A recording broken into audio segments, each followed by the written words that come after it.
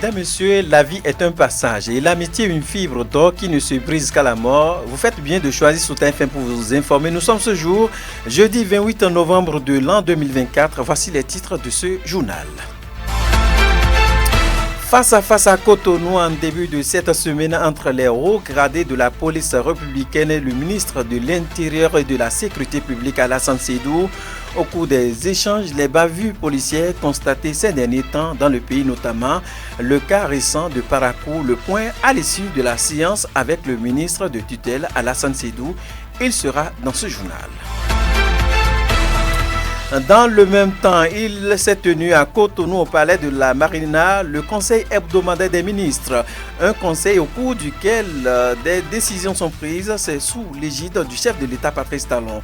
Le porte-parole du gouvernement, Wilfried Léandre Ngouedi, sera dans ce journal pour nous apporter quelques éléments de précision. Encore quelques jours et ce sera le mois de décembre, un mois par excellence qui annonce la fin d'une année avec les fêtes de Noël et de Nouvel An.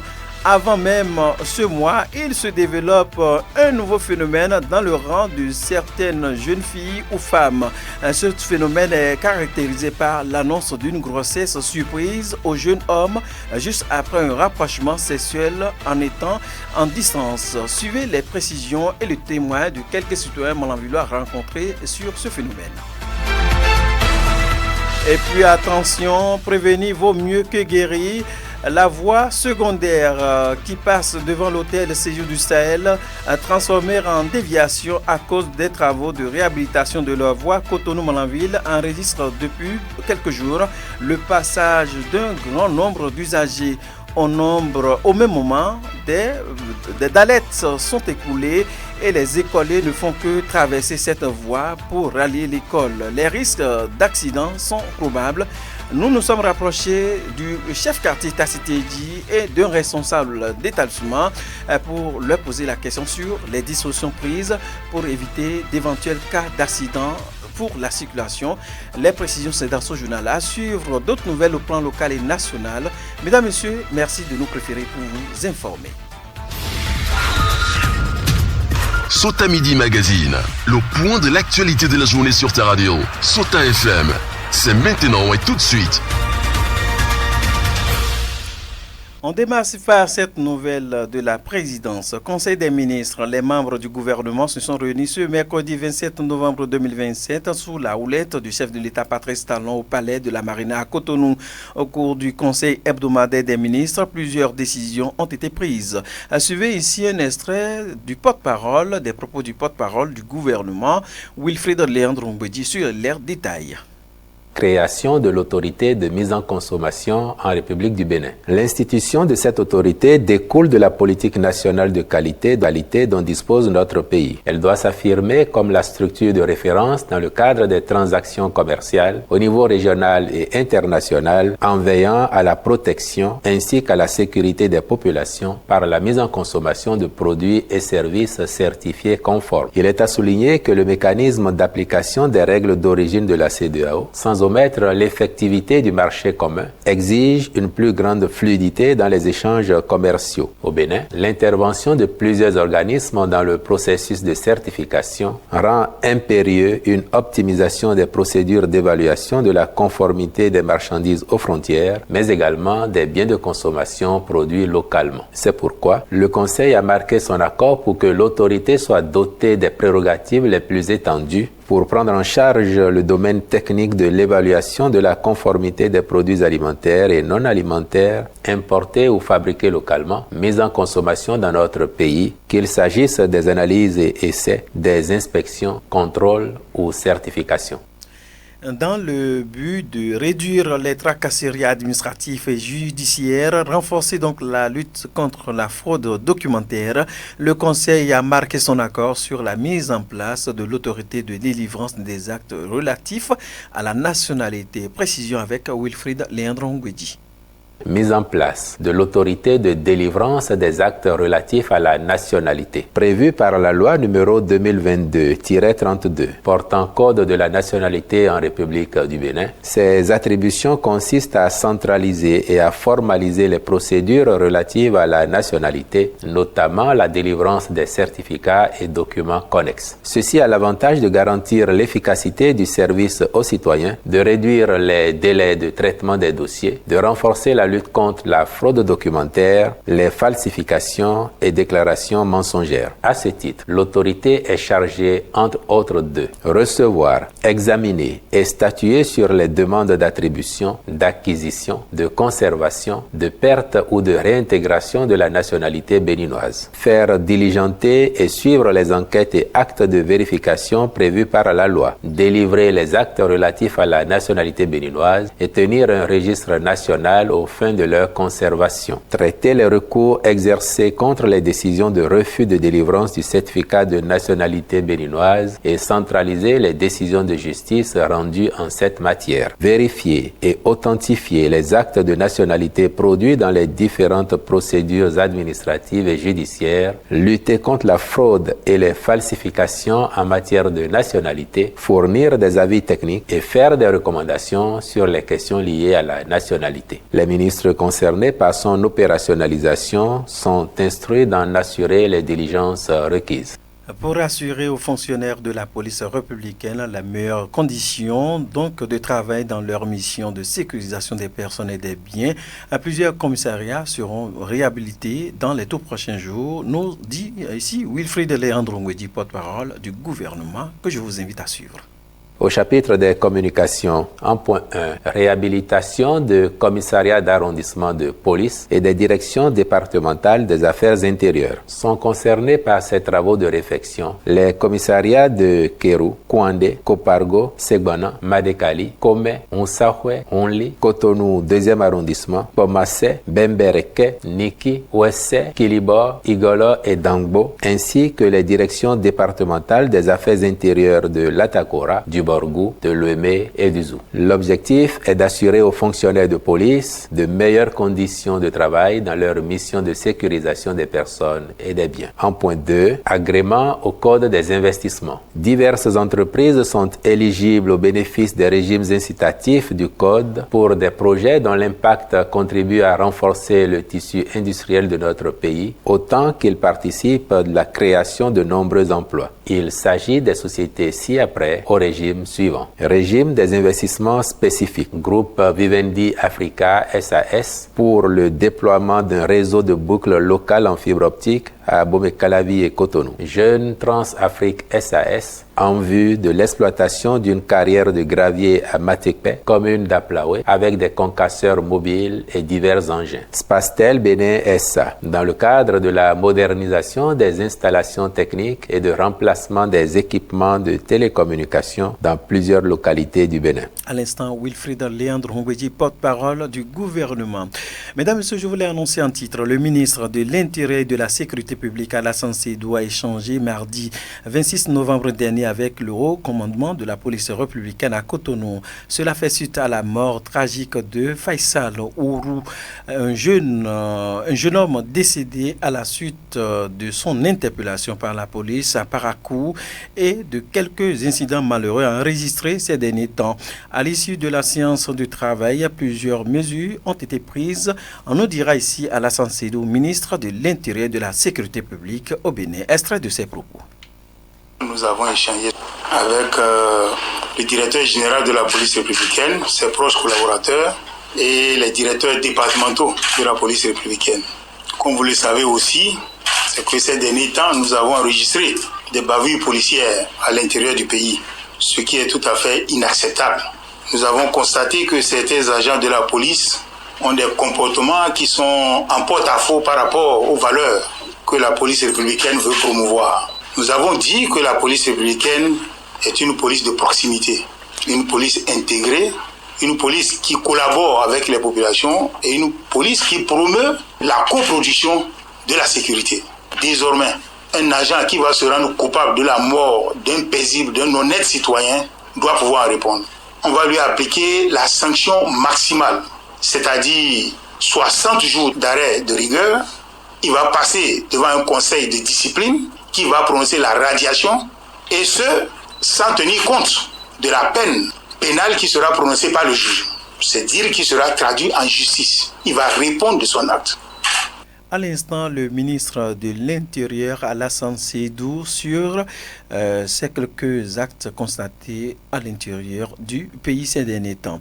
Mesdames et messieurs, autre volet de l'actualité, je voulais annoncer en titre. Et puis, il faut prévenir vaut mieux que guérir. La voie secondaire qui passe devant l'hôtel Séjour du Sahel, transformé ces derniers temps en déviation à cause des travaux de réhabilitation de la voie Cotonou-Malanville, enregistre ces derniers jours le passage d'un grand nombre d'usagers. Au même moment, j'allais dire, des dallettes sont enfoncées et des écoliers ne font que traverser cette voie pour rallier l'école. Les risques d'accident sont probables. Ainsi, la rédaction de Sota FM s'est intéressée au sujet et allée au contact des responsables de l'école Sota pour en savoir des dispositions prises pour véritablement sécuriser ces derniers. Extrait des propos du directeur Ogou Tchemijan. Vraiment, c'est un grand souci pour nous aussi.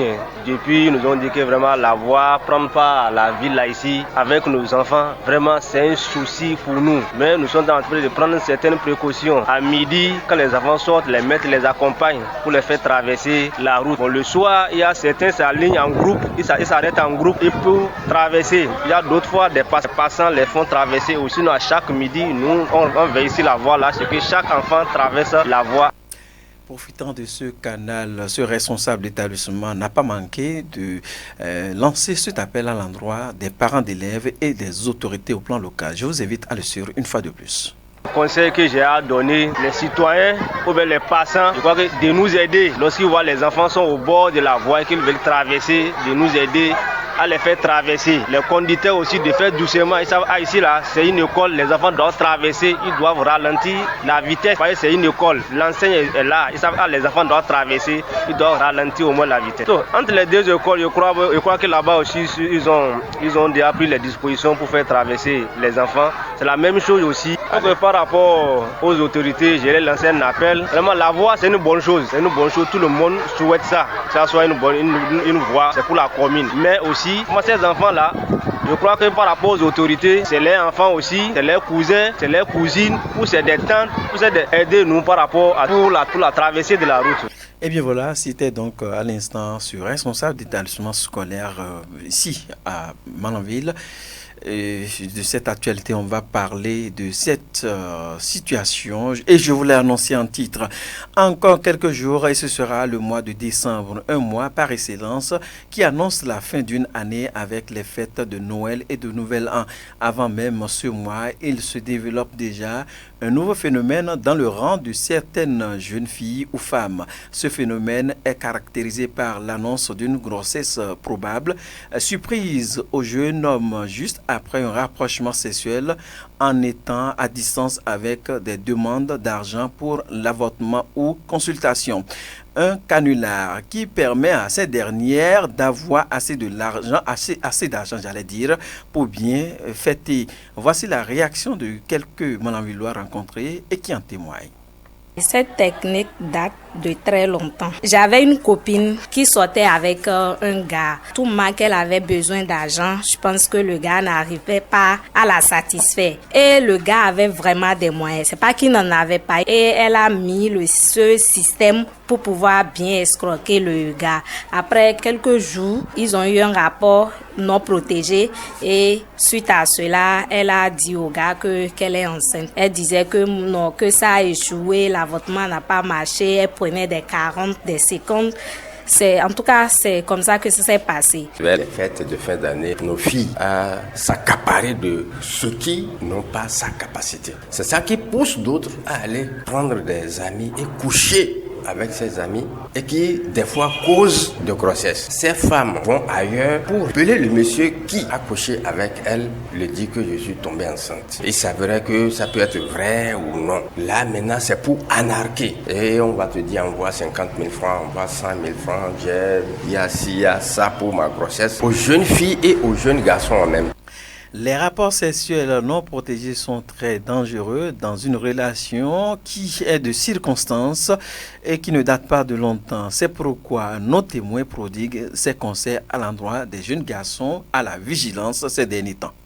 Je dirais quand même à ces jeunes garçons de faire beaucoup attention. C'est vrai, ça existe et quand ça vous arrive, c'est de prendre votre responsabilité. Et une relation qui n'a pas encore 6 mois, je ne pense pas que vous fassiez du sexe avec une jeune fille où la relation n'a pas 6 mois sans vous protéger. Donc moi, ce que je peux dire, c'est de vous protéger. Et si vous pensez aller jusqu'au mariage avec cette dernière, c'est de l'expérimenter pendant 6 mois. Donc après 6 mois, vous pouvez faire tout ce que vous voulez. Parce que non seulement qu'il y a les grossesses, il y a aussi des maladies que vous pouvez contacter à travers ces rapports sexuels. Quand ça vous arrive, trouvez au moins une lappe de temps, amenez cette fille à l'hôpital, fassiez des tests ensemble et là vous serez convaincus quand même que c'est vrai, cette grossesse existe. Et concernant ces filles qui le fassent, et vraiment je n'approuve pas, c'est pas une bonne idée de rencontrer une personne dans 1 mois ou dans 2 mois, vous vous livrez à la personne sans vous protéger, sans demander à ce dernier de se protéger. Je pense que c'est grave. Elles ne saisissent pas la gravité de la situation. Donc, je dirais à ces sœurs-là que de faire beaucoup attention. Il y a assez de maladies qui circulent aujourd'hui. Peut-être que c'est même une grossesse, mais qu'elles ignorent. Et ça peut devenir une réalité. Parce que déjà, à partir de 2 semaines, elles vont penser que c'est du blague. Elles vont, tourner autour. Mais sans savoir que c'est une réalité. Eh bien voilà, à l'instant, quelques témoins de la situation rencontrée sur place ici à Malanville sur ce nouveau système développé par les jeunes filles pour anarquer ou escroquer pendant ces derniers temps. Mesdames et messieurs, c'est sur ces éléments que nous marquons juste une courte pause. Sota Info Midi, le point de l'actualité sur ta radio. Autre volet de l'actualité, c'est donc la dernière ligne droite de cette session de l'information. Vous l'aurez sans doute remarqué, il n'est pas rare de croiser pour la plupart des temps des enfants déambulant dans les rues secondaires de la ville de Malanville. Pour la plupart de ce sont donc des enfants mineurs qui, pour des raisons de négligence de la part de leurs parents, se retrouvent dans la rue sans avoir une idée ni de leur provenance ni de là où ils vont. Quelques citoyens malanvillois déplorent donc ce état de choses qui constitue selon eux une fuite de responsabilité des parents. Suivez pour plus de précision la réaction de Johnson Salomon et de Ali Yonou Namata que je vous demande de suivre. À Malanville, ça se passe beaucoup. Voilà que c'est pas bon. Les enfants n'ont pas demandé à se promener. C'est les parents qui ont donné le feu vert. Par exemple, maintenant, aujourd'hui, vendredi, il y a des enfants, 2 ans, 3 ans, 4 ans, qui se promènent avec les filles qui vont Massala. Voilà, les enfants sont trop petits. Si bien que c'est les Taloubi qu'on savait qu'à l'âge de 10 ans, 12 ans, c'est eux qui se promènent avec ceux qui vont à Massala. Mais aujourd'hui, c'est une grande surprise. Et ça m'étonne de voir les petits enfants de 4 ans, 5 ans se promener, laisser les parents. Voilà que ça, c'est pas du tout bon. Donc, la faute se trouve vers les parents parce que les enfants n'ont pas demandé à venir forcer sur le monde. C'est eux qui ont voulu. Dieu les a donnés. Donc, comme Dieu les a donnés, ça est maintenant de s'occuper des enfants. Parce que si vous avez donné l'éducation aux enfants, les enfants ils vont suivre la voie que Dieu veut. Maintenant, vous avez accouché les enfants. Voilà les enfants qui ne vont pas sortir à l'âge de 4 ans, 5 ans. Qu'est-ce que veut que les enfants là vont devenir? Les enfants peuvent devenir délinquants. Ça peut amener même que les enfants ne vont même pas dormir à la maison. C'est par là les enfants commencent petit à petit.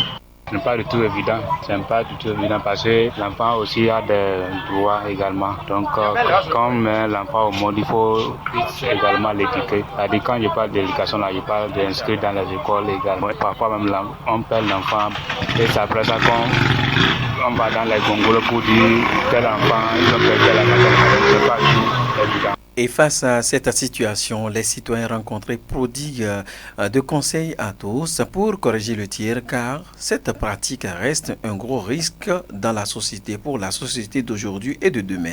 Extrait de leurs propos. On sait que moi, j'ai donné aux parents, nous, on les demande pardon de s'occuper de leurs enfants. Parce que les enfants d'aujourd'hui, c'est eux qui sont les enfants de demain. Bientôt, on va les laisser. Vous voyez, non? Donc, ils n'ont qu'à s'occuper des enfants. On les demande pardon, on les en prie de pardonner, de s'occuper de leurs enfants. Les pères aussi n'ont qu'à s'occuper avec les mamans. Parce que la maman seule ne peut pas faire le travail. Sans l'avis de père, la femme ne peut rien. Il y a d'autres enfants, même si les mamans les parlent, ils sont têtus. Si maman dit 1, ils vont dire 2. Maintenant, les papas aussi n'ont qu'à pardonner, n'ont qu'à aider nos mamans. Alors nous, les parents, il faut que les parents inscrivent les enfants à l'école. Bon, même si c'est à l'école, même si c'est pour un d'apprentissage, c'est-à-dire pour ceux qui ont déjà 10 ans ou bien 15 ans comme ça, il faut qu'on les inscrive dans les écoles ou bien dans les centres de formation. Maintenant, ceux qui ont 3 ans ou bien 4 ans là aussi on peut les inscrire dans les écoles maternelles, un peu là ça va aller, que de les se promener comme des animaux également. On reste dans cette même dynamique. L'eau en sachet, communément appelée pure water, est une eau mise en sachet dans la commune de Molenville par des particuliers. Il faut noter quelle est donc l'hygiène autour de la fabrication de cette eau. La rédaction de Sota FM s'est intéressée au sujet. Selon un responsable d'une structure sur place ici à Molenville, ce pure water connaît des processus avant d'être mise en sachet. Extrait de ses propos. Dans notre entreprise, Pure Water se produit en 2 phases. Tout d'abord, c'est la sonnette que nous utilisons. Après avoir tiré l'eau de la sonnette, on a des filtres qui filtrent l'eau à 3 différentes qualités. Quand l'eau vient de la sonnette, le premier filtre, le deuxième filtre. Donc ce qui est sûr, la poussière comme la saleté ne doit pas passer avant de produire l'eau. Puisque nous-mêmes, nous savons que l'eau, c'est eau de vie. Nous faisons tout notre possible pour ne pas désinfecter l'eau, pour pouvoir mettre ça au marché. Avant de trouver des verres ou bien des trucs, des déchets dans l'eau, donc sûrement c'est pas de la machine qu'il utilise. Puisque tout d'abord la machine a une ampoule qui tue tous les microbes. Ça c'est ça. L'eau là, avant de passer, il y a des filtrages. Si c'est 2, si c'est 3. Avant que ça passe là, ça doit passer par là. Donc avant que ça passe, ça ne peut même pas passer sans que les filtrages n'aient pas gardé les déchets. Si ce n'est pas la machine à main, il utilise, donc sûrement c'est le forage. Les agents d'hygiène passent, puisque d'autres viennent de Cotonou. Peut-être dans les 3 mois, ou 2 mois, ils viennent. Pourquoi? Parce qu'ils ont géolocalisation, n'importe où le pied-à-terre, ils savent. À moins que ceux qui viennent d'ouvrir. Donc, ils localisent, ils viennent, ils nous disent comment traiter l'eau, comment produire l'eau, comment est-ce que vous produisez l'eau. Ils nous donnent des papiers, ils nous mettent des mises en garde. Comme dans tout secteur d'activité, la fabrication du pure water connaît assez d'énormes difficultés. Idrissou Loukman, un fabricant de pure water ici à Malanville, se prononce. Suivez plutôt. Plein de difficultés. Pourquoi? Parce que quand vous produisez Pure Water, vous vendez l'unité à 200, 3, 500. Il y a d'autres qui viennent pour dire que tel endroit, on me vend 150. Au lieu de 3, 500, au lieu de 1000 francs, 6, la personne va te dire c'est 7, on me dépose. Or déjà, sur une seule sachet, il y a 25. Sur une seule emballage, il y a 25 sachets de Pure Water. 25 sachets. Si c'est 25, ça fait 625. Mais la personne veut payer les 7 à 1000 francs. Or d'habitude, c'est 6 qui est à 1000 francs. Maintenant, quand tu l'expliques, il t'évite. En même temps, il va vers là-bas. Bon, tu ne peux pas savoir si c'est la sonnette qu'il utilise. Si c'est le pompe qu'il utilise, tu ne peux pas savoir. Mais quand tu dis, il t'évite en même temps, il va vers là-bas. Ou bien, quand il paye, il te dit, il faut aller revenir. Oh, voilà, maintenant, l'essence est cher. Et tu reviens après, il te dit, après, il faut revenir. Maintenant, il ne paye pas jusqu'à ce qu'il va payer une deuxième. Si c'est, exemple, si c'est 1000 francs, il paye 1000 francs. Tu vas, après ça, il te dit, il faut arriver demain. Demain, tu vas, il paye encore avant de te donner l'ancien. Il y a d'autres même, il paye 3 fois avant de te donner une seule fois. Quand ça dit, maintenant, il te dit que j'ai payé. Tu es obligé d'annuler alors que tu sais que tu as écrit ça sur cahier. Il n'a pas payé. Donc, c'est les difficultés qui nous viennent. Il a par ailleurs profité de ce canal pour lancer un appel aux autorités communales, aux autres commerçants exerçant dans ce secteur et sans oublier les consommateurs. Il se veut plus précis, on l'écoute.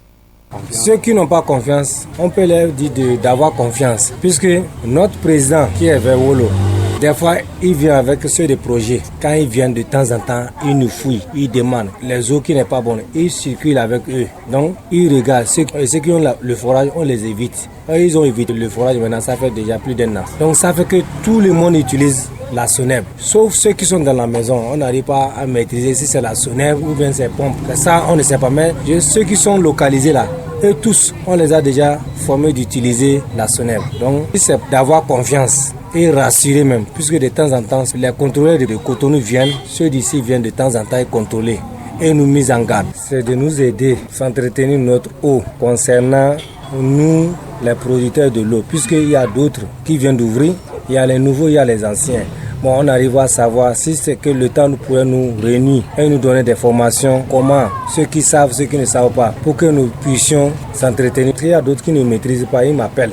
Je vais vers eux, je les explique, parce que puisque moi je ne cache rien. Je sais que même si je cache, avec le temps, tu pourrais savoir comment il faut faire, comment ne pas faire. Mais d'autres là, quand tu les dis là, c'est comme tu es en train de lui pousser vers l'État. Ils ne cherchent même pas qu'on les reconnaisse. Et d'autres font ça dans leur maison. Donc quand tu les expliques, ils t'évitent en même temps. Ils ne cherchent même pas à te rapprocher de toi pour que tu puisses les aider. Donc ça fait que moi-même, je me retire envers eux.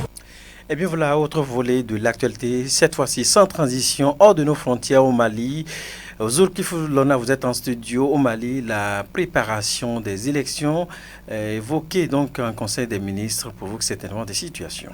Au Mali, le général Assimi Goïta, chef de la junte au pouvoir au Mali, a évoqué en Conseil des ministres ce mercredi 27 novembre des préparations en vue d'élections et qui mettrait fin au régime actuel. Aucune échéance n'a toutefois été donnée, mais une telle évocation, même vague, est notable tant l'horizon politique malien est flou.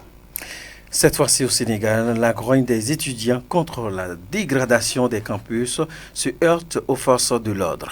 Justement, au Sénégal, l'université de Ziguinchor est fermée jusqu'à nouvel ordre.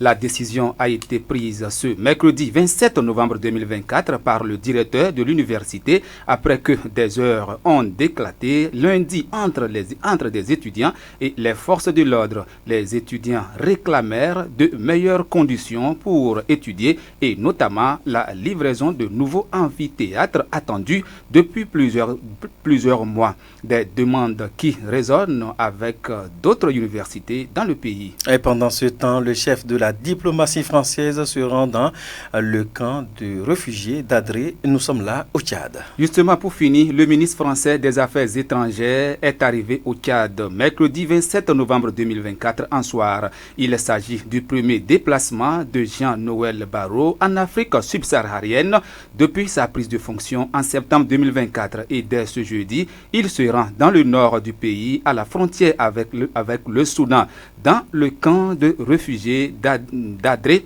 où vivaient des centaines de Soudanais qui ont fui les combats. La crise humanitaire au Soudan est une priorité de ce voyage, indique le quai d'Orsay. Voilà, merci à vous Zulkiflu Lona pour ces actualités décryptées hors de nos frontières. Nous vous souhaitons bonne suite. Mesdames, Messieurs, c'est justement avec le Zulkiflu Lona que nous refermons cette session de l'information, collaboration technique Aboubakar Doko. À la réalisation de cette demi-heure d'information, le duo Aminou Dosso, Aboubakar Saadou, en direct depuis les studios A pour la présentation et par la magie des ondes chez vous. Bruno Gakri, c'est mon nom. Portez-vous bien et surtout bonne suite des programmes sur la radio Sota FM. C'était Sota Midi Magazine, le rendez-vous informatif de